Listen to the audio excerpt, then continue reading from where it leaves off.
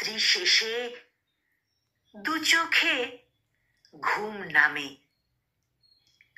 অনুলিপি স্মৃতিতে তখন রবীন্দ্রনাথ। আমাদের যেদিন গেছে তা কি একেবারেই গেছে? তন্দ্রাচ্ছন্ন আবেগে কুঁকড়ে ওঠে তার শরীর। শীত করে পায়ের তালুতে। নিমেষে নিমেষে স্মৃতিপটে ভেসে ওঠে ছবির মতো ফেলে আসা অতীত। দুমদাম আসেনি যেদিন, রাতগুলো ছিল পিচ্ছল চিটচিটে। কাটাতে গেলে অনেক অনেক শক্তি লেগে যেত। নিস্তব্ধ গোধূলি আর ফ্যাকাশে জ্যোৎস্না গায়ে দিত ছ্যাঁকা।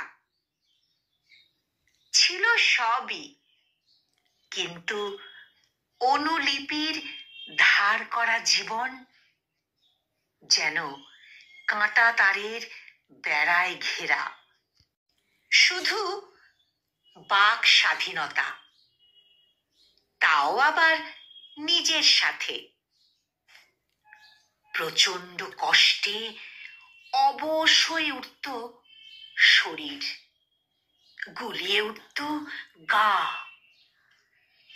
মিথ্যাচারের নালিশে ডুকরে কেঁদে উঠত যখন গলার ভিতরটা, তখন শব্দহীন চোখের জল গালের দুপাশ বেয়ে বুকের মধ্যভাগটাকে শান্তি দিত। নিতান্ত কাঁটা ছেঁড়া নয়, রক্তাক্ত হৃৎপিণ্ডটা লাফাতে লাফাতে কখন যেন শান্তিতে গান ধরত বাড়ি খায়ের। আজ শুধু তফাৎ এইটুকু, সেদিন ছিল বিনিময় প্রথা, আর আজ সঞ্চয়ের তালিকা ভরে থাকে ইচ্ছা, আকাঙ্ক্ষা, আবদার আর পাওনা, যার শেষ পর্যন্ত নিজের ওপর নিজের দায়। তবু সে নিছক ভাবার চলে ভাবতে থাকে রাতের সব তারাই আছে দিনের আলোয় ঢেকে।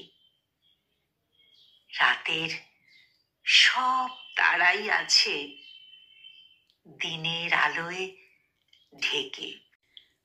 কলমে ঈশিতা আর উচ্চারণে আমি নিবেদিতা।